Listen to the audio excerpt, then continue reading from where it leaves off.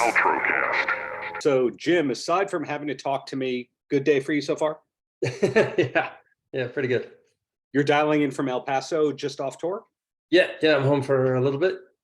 Right, the 20th anniversary of Wiretap Scars, big deal, big venues, etc. Does it feel good to be playing the old stuff or weird to be playing the old stuff like that?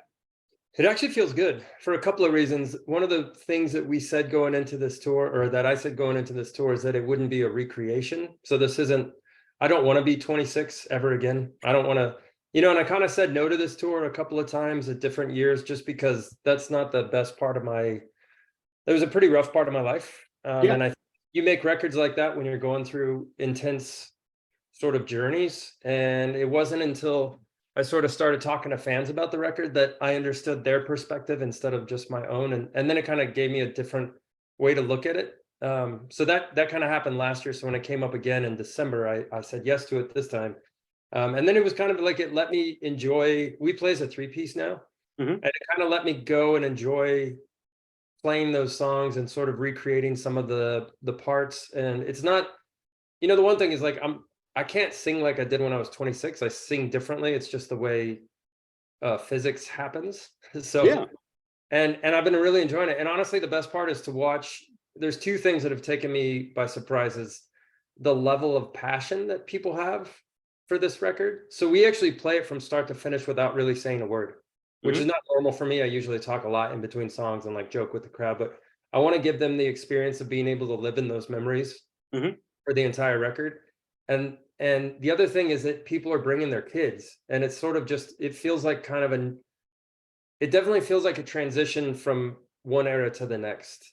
And I kind of love it. So I'm looking forward to the future as much as I'm enjoying sort of celebrating the past. But it's kind of one thing I sort of say every night is like, this is a victory lap for me. I didn't see it that way until now, but to sort of survive all of this stuff that has happened has been rewarding. More so than I thought, for sure. It's incredible to see how many incarnations you've had in your career. Obviously, at the Drive-In, obviously Sparta, solo records, Sleeper Car, and it's all disconnected, but in a really good way. So if people are sticking with you all these years, they genuinely like you as opposed to chasing hits or singles. Yeah, well, they're definitely not chasing hits. So, and I like the area that I exist in. I've never been motivated by success or fame or fortune. So I think that I mean, I like making a living, but I'm not chasing the kind of like, how do I get bigger or how do we maintain this and grow it? It's never been my thing. So I tend to walk away from stuff quite often because to me, the only thing I'm really looking for is a song. So if I'm writing songs, they'll appear in whatever format they end up in, but that's the only thing that I'm ever chasing. So I don't like band practice.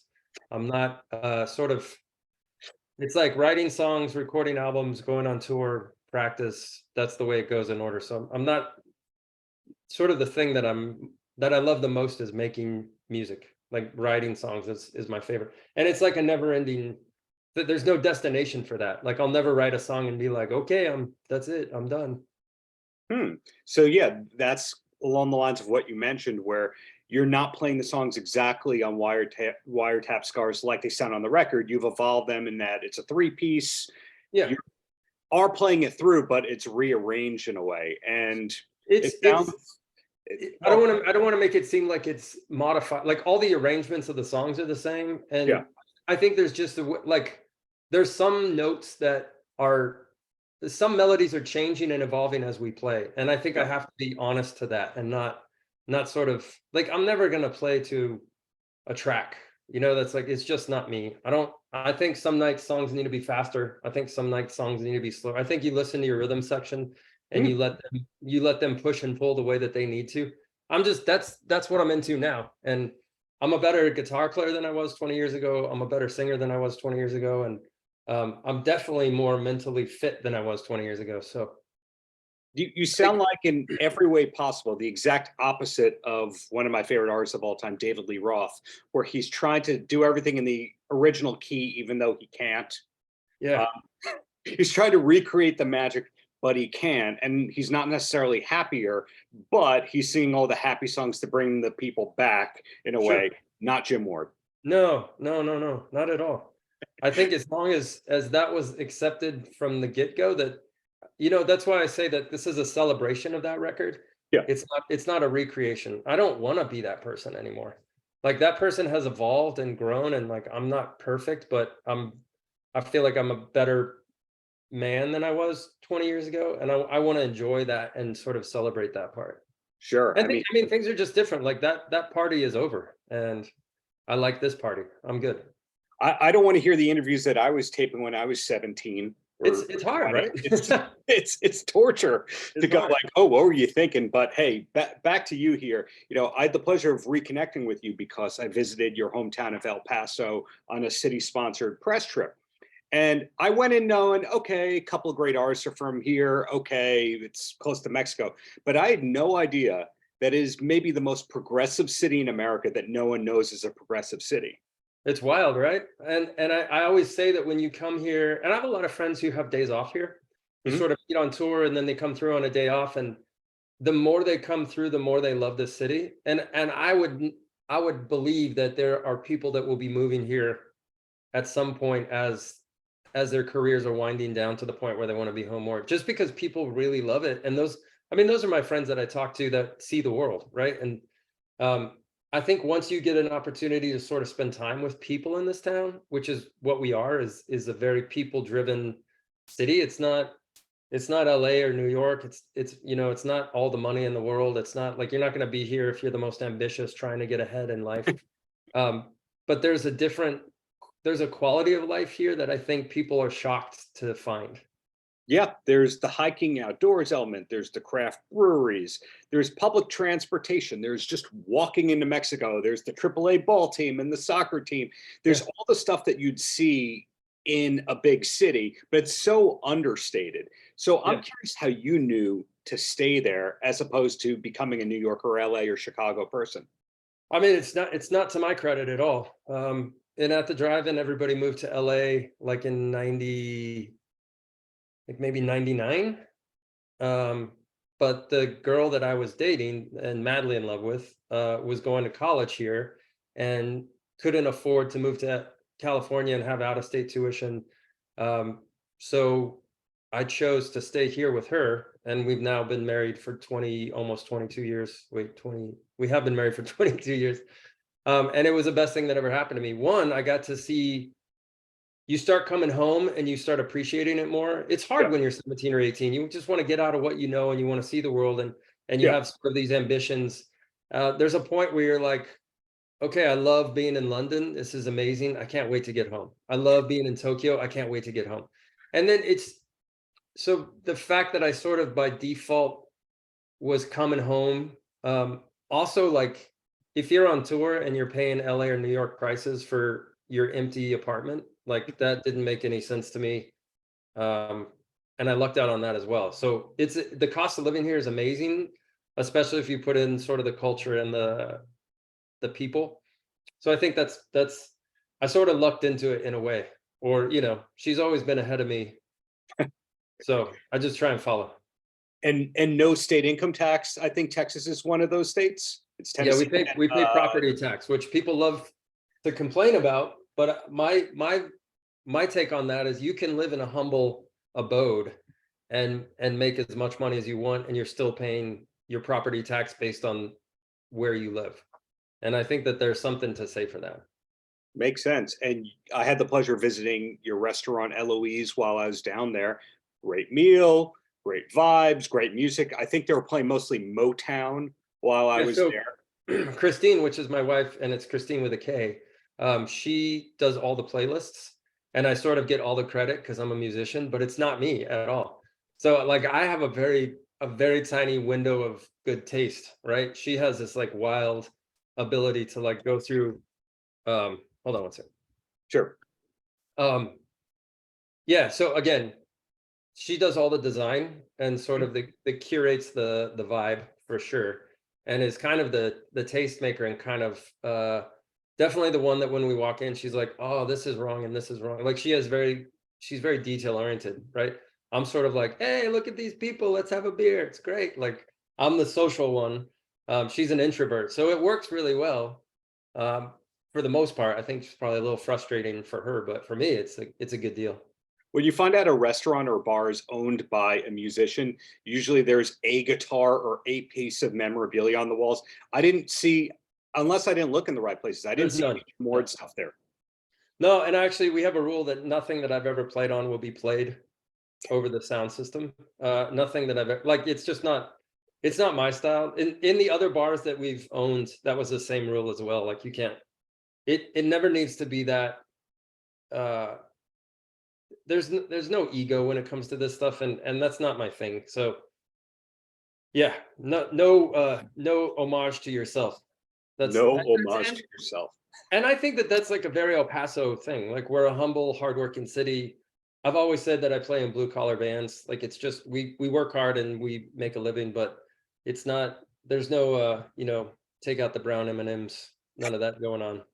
That is the second Van Halen reference of this There you interview. go. And related to what you're just saying right there, I was asking my friend, weird name check, but my friend Steve from the band Longwave, who was in Albert Hammond Jr.'s band, I said, hey, I'm talking to Jim Moore. Did you ever meet him? He goes, oh yeah, when Sparta was doing this tour at the same time of festivals around Albert, yeah, those guys broke down their own gear. And I went, what? Were you always a break down your own gear kind of band back then? There's time and place where you I probably, I was telling someone the other day, on the very beginning of the Wiretap tour, there was 5 people on stage and probably 6 to 7 crew, depending on the tour. Yeah. And a bus, and like sometimes a bus and a truck or whatever, or like a Penske, you know what I mean? And now we're down to like 3 guys on stage, and I actually don't have crew right now, mostly because it keeps me moving and it keeps me working and it keeps me sort of out of trouble, to be honest. I've never not been able to be involved in that stuff. Like, again, this is like, it's not even like an ego thing. It's just like a work ethic. Like, when you come off stage and you're watching your crew struggle to get the stuff broken down and get out of the way of the next band coming on, why would you not put your guitars away? Why would you not put your pedals away? Why would you not be part of the effort to do it? I remember sitting with those guys in like the catering after the show, and they were so nice. So tell him hello. I know we haven't kept up or anything, but yeah, tell them I said hi, because I remember that day really well, and they were really kind. I think that was that the same tour when Sonic Youth was doing Daydream Nation every night at the festival? So if you were on that festival circuit, you got to see Sonic Youth every night? God, I can't even remember the year that would be. Probably 06, 07. Yeah, so we're probably on 3s. I don't remember. I mean, I definitely would remember seeing Sonic Youth, but then it's just one of those things where you get the luck of the draw. So like, you get the new metal night for some reason.